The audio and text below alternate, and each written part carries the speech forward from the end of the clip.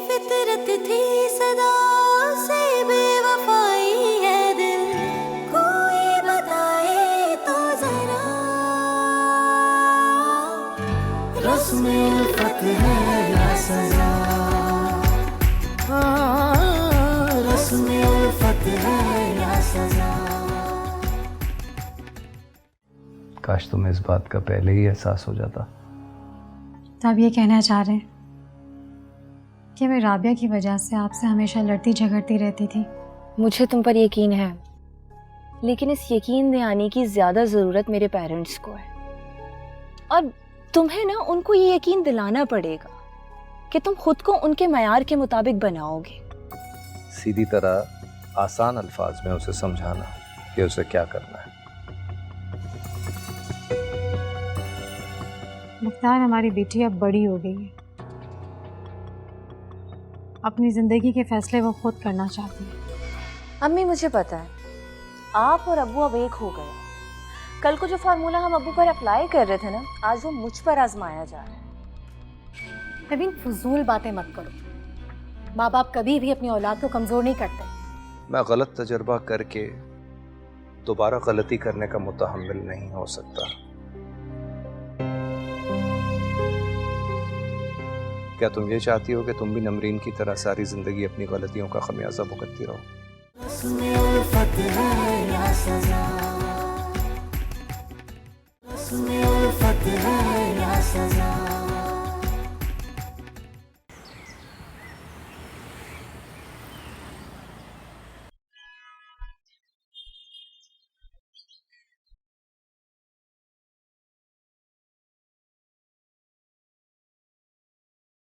जब तक तुम्हारे पेरेंट्स के दिलों में मेरे लिए बदगुमानियां हैं, मुझे नहीं लगता वो मुझे कबूल करेंगे।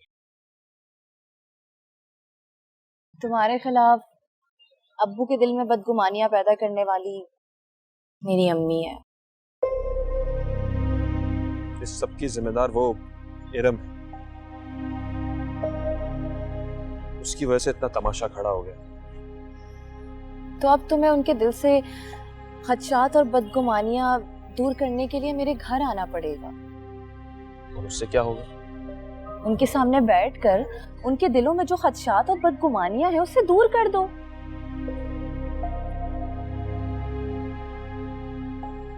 मेरी यकीन दहानियों से कि बदगुमानियां खत्म नहीं होने वाली और ये सब ठीक नहीं हो जाएगा।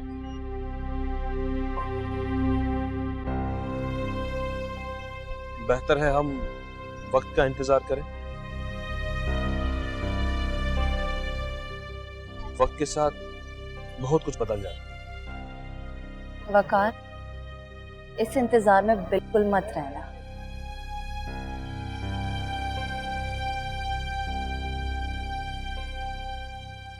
मेरी अब्बू को कल अमेरिका से उनके दोस्त की कॉल आई और उन्होंने मेरा हाथ मांगा है उससे। अब्बू इस रिश्ते से भी बहुत खुश हैं।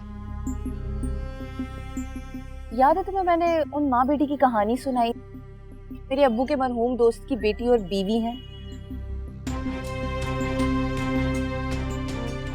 उन्हें मेरे अब्बू हमारे घर लेकर आ गए। मेरी अम्मी चीखती रही, चिल्लाती रही, लेकिन अब्बू ने किसी की ना सुनी। फिर अम्मी थक हार के बैठ गई। मैं बस तुम्हें इतना कहना चाहती हूँ कि मेरे अब्बू के फैसलों को अम्मी भी नहीं बदल सकती।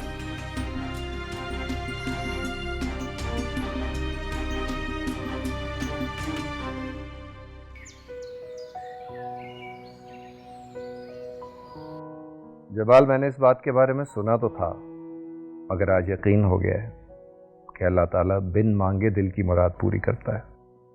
अरे मैं समझा नहीं, बिना मांगे कौन सी मुराद पूरी हो गई मेरे यार की? जरा हमें भी तो पता चले। समझाता हूँ, तुम्हें नहीं बताऊंगा तो किसे बताऊंगा। दरअसल मैं बहुत अरसे से तुमसे बात करना चाह रहा था नवीन और दानियाल के रिश्ते के सिलसिले में।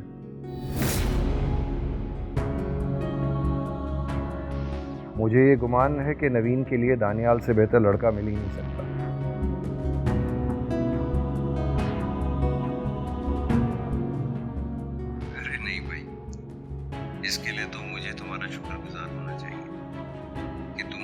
बात रखते हुए फौरन हाँ कर दी। लेकिन मैं समझता हूँ मुख्तियार के हमारी खुशी अपनी जगह। तुम एक दफा नवीन बेटी से उसकी मर्जी और खुशी तो पूछ लो। इसकी ज़रूरत नहीं है जमाल। नवीन से मैं उस सूरत में पूछता अगर मुझे इस बात का इत्मीनान होता कि दानियल बेटे से बेहतर लड़का भी दुनिया में मौजूद है।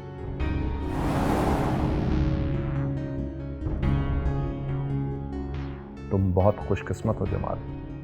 तुम्हें एक बाकिरदार, बाअखलाक, खुश सीरत इंसान मिला है अपने बेटे की शक्ल में, और यकीनन मेरी बेटी नवीन उससे शादी करने के बाद खुशनसीब कहलाएगी। हाँ, लेकिन मैं फिर भी यही कहूँगा मुख्तियार के एक दफा पूछ तो लो। कहा ना तुम्हें, इसकी ज़रूरत ही नहीं।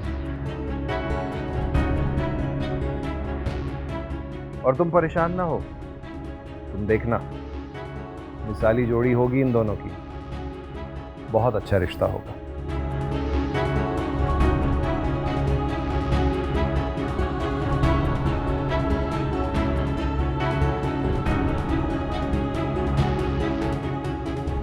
मुझसे पूछे बगैर, मेरी मर्जी जाने बगैर इतना बड़ा फैसला किया जा रहा है। मैं ऐसा होने नहीं दूंगी।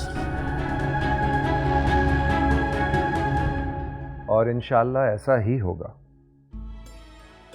अरे वाह वाह, मुझे वाकई ये बहुत अच्छा लगा कि तुम्हें अपनी बेटी पर इतना एतमाद और भरोसा है, और ये तुम्हारा एतमाद तुम्हारी बेटी की ताबेदारी का सबूत है बख्तियार। वरना आजकल की औलादें इतनी ताबेदार और फरमाबरदार कहाँ होती।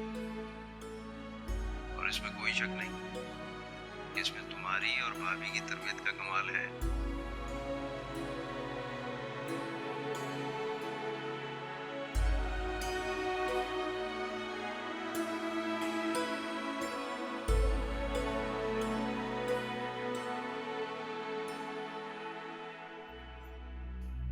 ये क्या हो रहा है मेरे पीठ पीछे, और क्यों हो रहा है?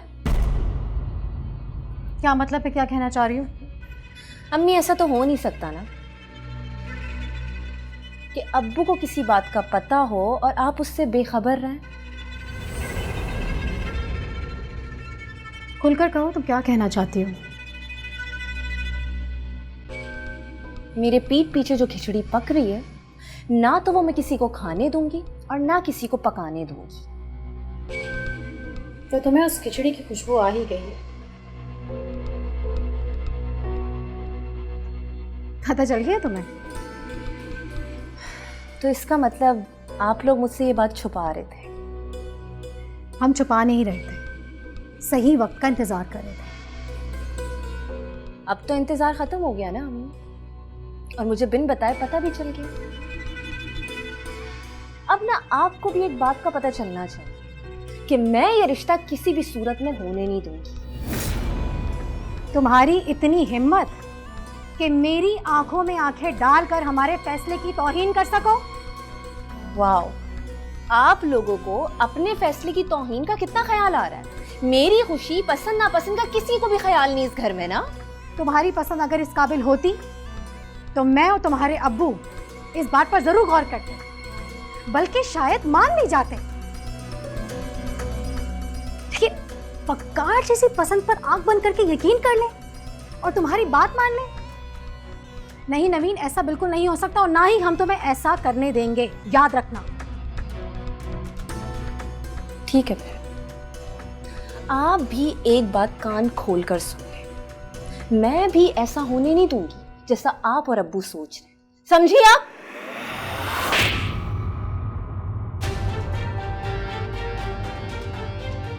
इस थप्पड़ की गूंज तुम्हें इस बात का एहसास दिलाती रहेगी कि बच्चे अपने नादानियों को माँ बाप के फैसलों पर मुसल्लत नहीं कर सकते। हट सामने से।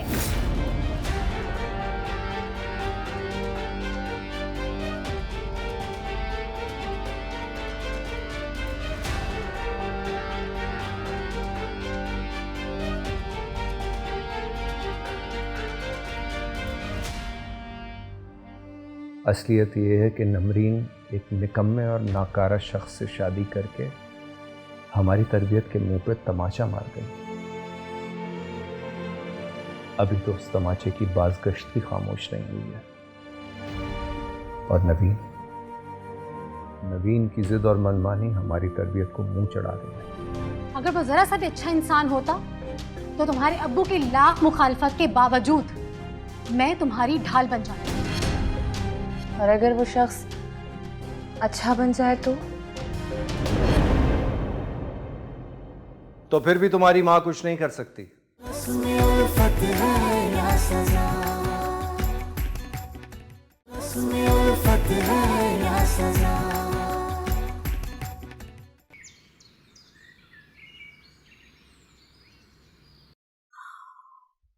यार कभी कभी तो मैं ये सोचती हूँ कि काश हमारी 2 बेटियों के बजाय एक बेटा होता तो आज हम इन परेशानियों में ना होते। ये क्यों भूल जाती हो सलीमा कि बेटियां खुदा की रहमत होती हैं। लेकिन नवीन तो हमारे लिए जहमत बन गई है। सलीमा, बात औलाद की बेटा या बेटी होने की नहीं होती, बात होती है तरबियत की। अभी जब मैं जमाल से बात कर रहा था तो मेरे गुमान को सोच के उसे ऐसा लगा जैसे हमारी बेटियों की तरबियत बहुत अच्छी हुई है।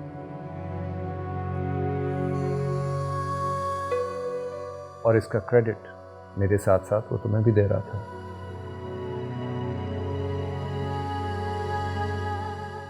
लेकिन सच का उसे अंदाजा नहीं है।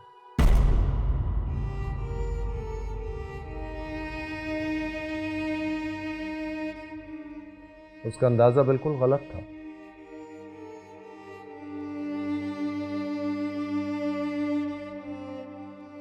असलियत ये है कि नमरीन एक निकम्मे और नाकारा शख्स से शादी करके हमारी तरबियत के मुंह पे तमाचा मार गई।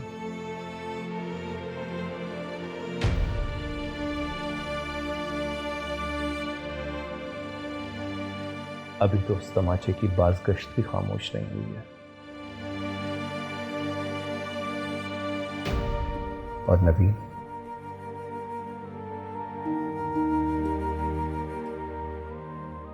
की जिद और मनमानी हमारी तरबियत को मुंह चढ़ा रही है।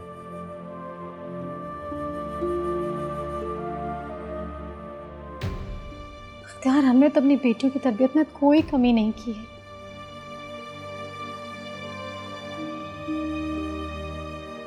लेकिन आजकल की औलाद इतनी नाखल्क हो गई है, उसे माँ बाप की इज्जत का कोई एहसास ही नहीं है।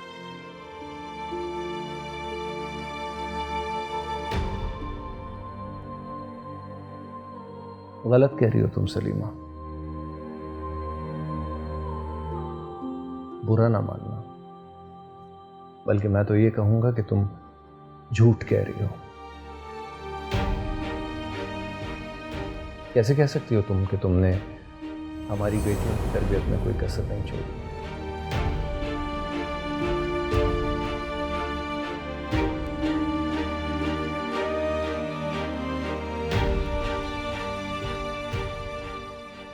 तुम अच्छी तरह जानती हो कि जिस दिन से ताबिंदा और राबिया हमारे घर में आई, उसी दिन से तुमने मेरे खिलाफ महाज़ाराई शुरू कर दी थी।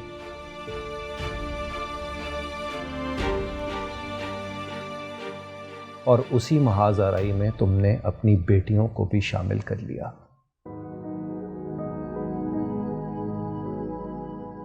ताकि तुम्हारा पल्ला भारी हो जाए।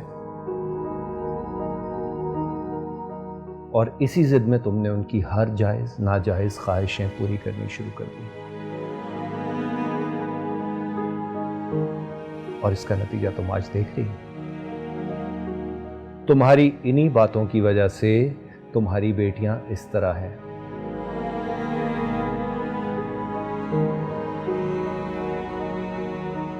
मैं तो ये कहूंगा कि तुमने उनकी जिंदगी संवारी नहीं बल्कि बिगाड़ी है।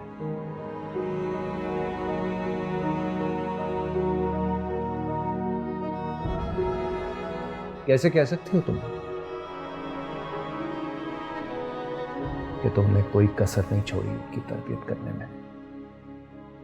बख्तियार, जब मैं अपनी गलती की माफी मांग चुकी हूँ तो बार बार इन बातों को दोहराने का क्या फायदा?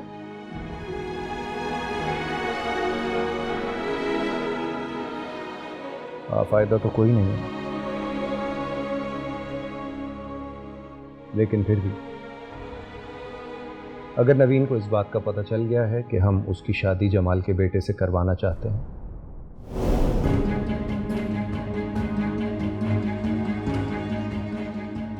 तो उसे कह दो, बावर करा दो उसे ये बात कि उसकी शादी दानियाल से ही होगी। उसकी जिद और मनमानी मेरे आगे अब नहीं चलेगी।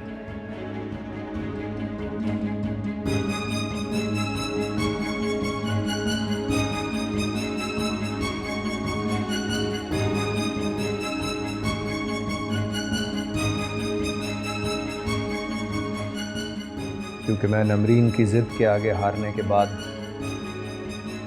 नवीन की जिद के हाथों शिकस्त नहीं खा सकता।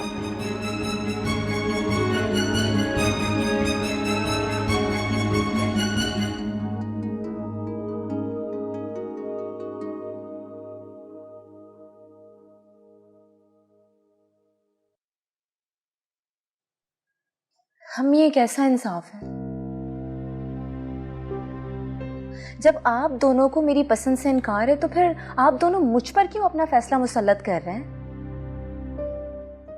क्योंकि बच्चों की पसंद में नादानियां होती हैं। बड़े अपने फैसले तजर्बे की बुनियाद पर करते हैं।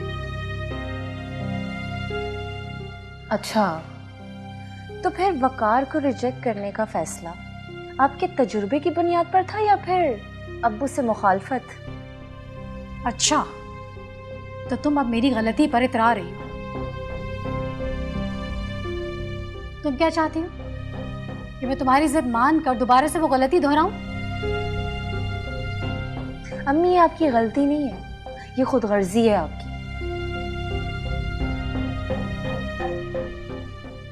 आज जब वो ताबिंदा और उसकी माया से चली गई तो आपने अब्बू से मुखालफत खत्म कर दी और वही मुखालफत आपने मेरे साथ शुरू कर दी। कब तक आप ये खुदगर्जी का खेल खेलती रहेंगी? नवीन, तमीज से बात करो।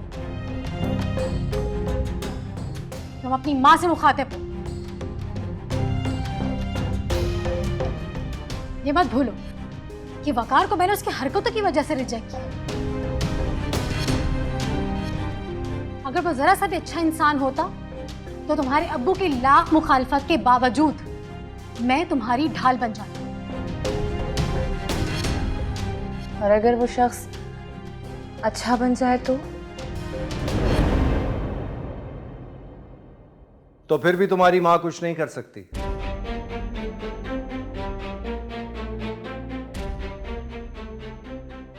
अगर वो एक अच्छा इंसान बन भी जाए तो भी तुम्हारी मां कुछ नहीं कर पाएगी।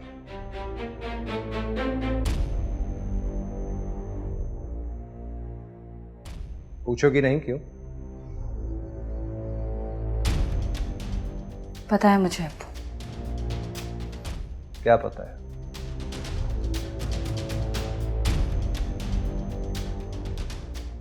ये कि आप हर हाल में मेरा रिश्ता अपने दोस्त के बेटे से कराना चाहते हैं। जानती हो तो फिर तकरार क्यों करती हो?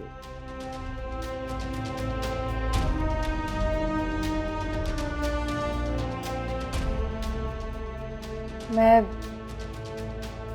आपका फैसला मानने को तैयार हूं।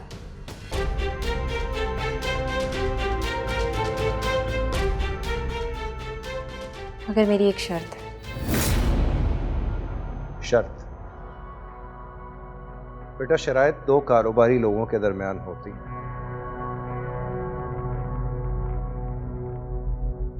बाप बेटी के बीच नहीं।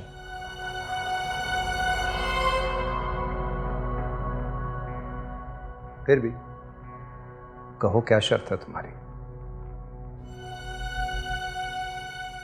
मैं उस लड़के से मिलना चाहती हूँ।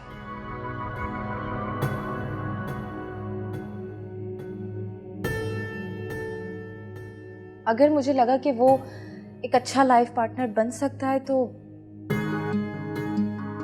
मुझे आपके फैसले से कोई एतराज नहीं।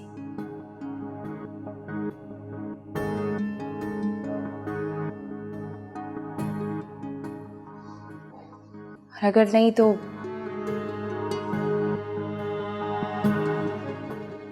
वरना मैं इनकार कर दूंगी।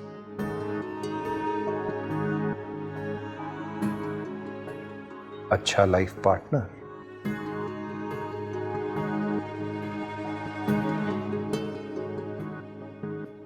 ताज्जुब हो रहा है मुझे तुम्हारे मुंह से ये अल्फाज सुन के।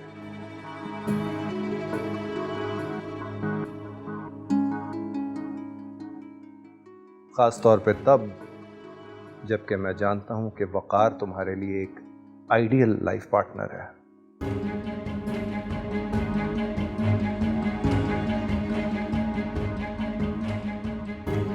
फिर भी मुझे तुम्हारी शर्त मंजूर है।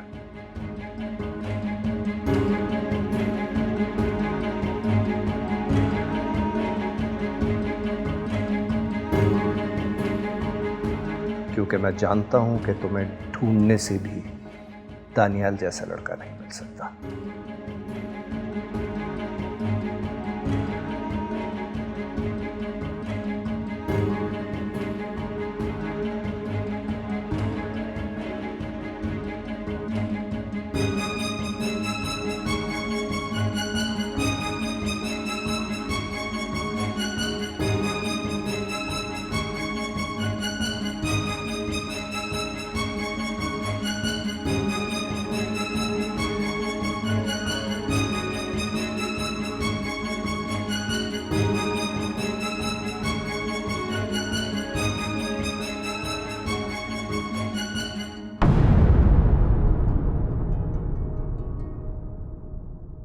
उसमें उल्फत है या सजा, उसमें उल्फत है या सजा। नवीन, तुम बदल गई। अभी तक तुम उस लड़के से मिली भी नहीं और तुम्हारे बोलने का अंदाज भी बदला बदला लग रहा है। मुझे लगता है कि तुम इस रिश्ते को कबूल करने के लिए ज़हनी तौर पर तैयार हो गई। मुझे तो अफसोस हो रहा है कि मैं तुम्हारी खातिर अपने पेरेंट्स से उलझ रही थी। अच्छा हुआ जो मुझे तुम्हारे इस असली रूप का पता चल गया। आइंदा के बाद मुझे कॉल करने की कोशिश भी की ना तो मुझसे बुरा कोई भी नहीं होगा। मैं ये ताल्लुक आज से बल्कि अभी से ही खत्म कर रही हूँ। कह रहा था कि नवीन की जिंदगी उजाड़ना नहीं चाहता, इसलिए उससे शादी नहीं कर सकता। मगर आपके दोस्त हैं, आला ज़र्फी का मुजाहरा नहीं किया है। भाई मेरी तो समझ में ये नहीं आ रहा कि आरतम को अपनी जिम्मेदारी का एहसास कब होगा। मेरे ख्याल में तो एक ही हल है कि उसकी शादी करवा दी जाए। उसकी शादी? उसमें उल्फत है या सजा।